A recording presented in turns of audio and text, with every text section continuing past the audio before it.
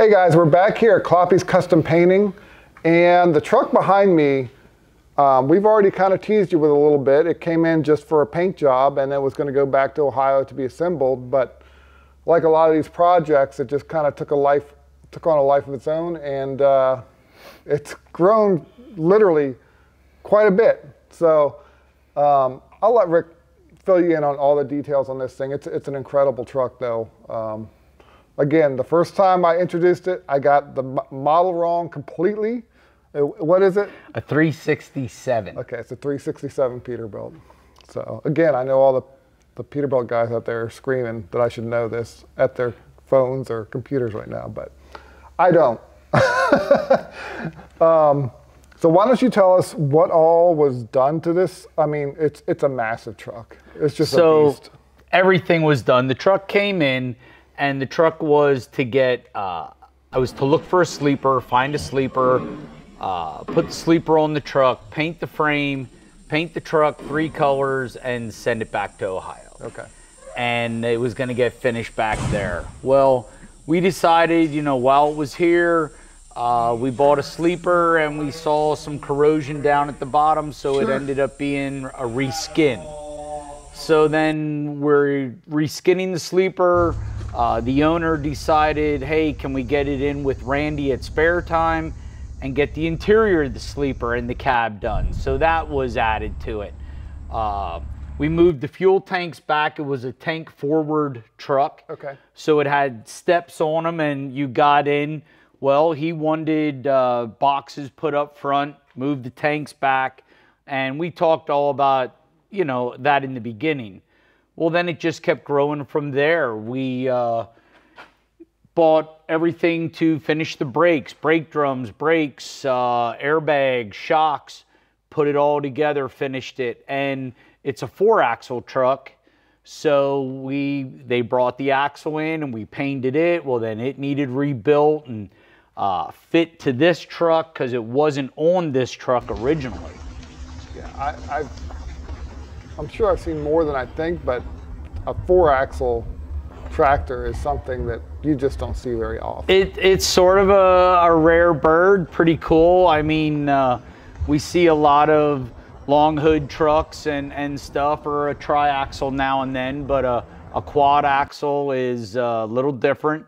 This truck is designed and built, and it was from the beginning of its life, it was built as a heavy haul truck. It is double framed, front to back, has super heavy rears, has a 20,000-pound front axle, which is now on air ride. So we did all that, and then fitting the 4th axle, they call it a pin-on axle because it got a huge pin that locks it on, and then another bolt to keep it straight. But we ended up doing everything. It needed a deck plate, so I came up with a design for the deck plate, put the deck plate on. It needed fenders, then it needed brackets. So did you fab up the deck plate and the fenders? I helped a young guy from out in Chambersburg. He came in, he does some fab for me, okay, and A to Z welding out in Chambersburg. Okay. And young guy getting started, you know, I told him what I was looking for in a fender, and the fenders had to be practical, so they had to cover the wheels and do what fenders do. But I also put glass bead in my bed liner when I sprayed it, and now it's practical. If the man wants to walk up here, he needs to do something, he's not going to slip and fall. Gotcha. So cool, neat, but also a practical working truck. I mean, yeah, they're functional, but they're good-looking fenders, especially for this truck. Yeah. You know, they really fit the look of this truck. Yeah, and then another cool thing was everybody wants their hookups down inside, but a lot of times when you use a V, the water lays in there. So we sort of designed it a little different. I was messing around with some drawings and working with the fab guy, and we came up with this. So everything's down underneath, not in the direct weather, holes for water to drain, but it's got things underneath there, and he can walk on top of it and not step in a hole. Nice. So pretty cool to do it like that. It's very aesthetically pleasing to look at, but very functional as well. Exactly. The truck had to be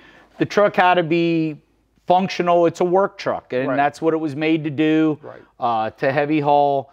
So these big balloon tires and the big drives, I mean, the whole truck is just massive, and it's cool. You know, it's just a beast, but it's so cool looking. Yeah. So I was happy with it. Like I said, it came in and we were going to do certain things, and talking with the owner, with Andy, just decided to keep taking it to the next level. And next weekend when he comes in from Ohio, he has a truck that's ready to go to work. Yep.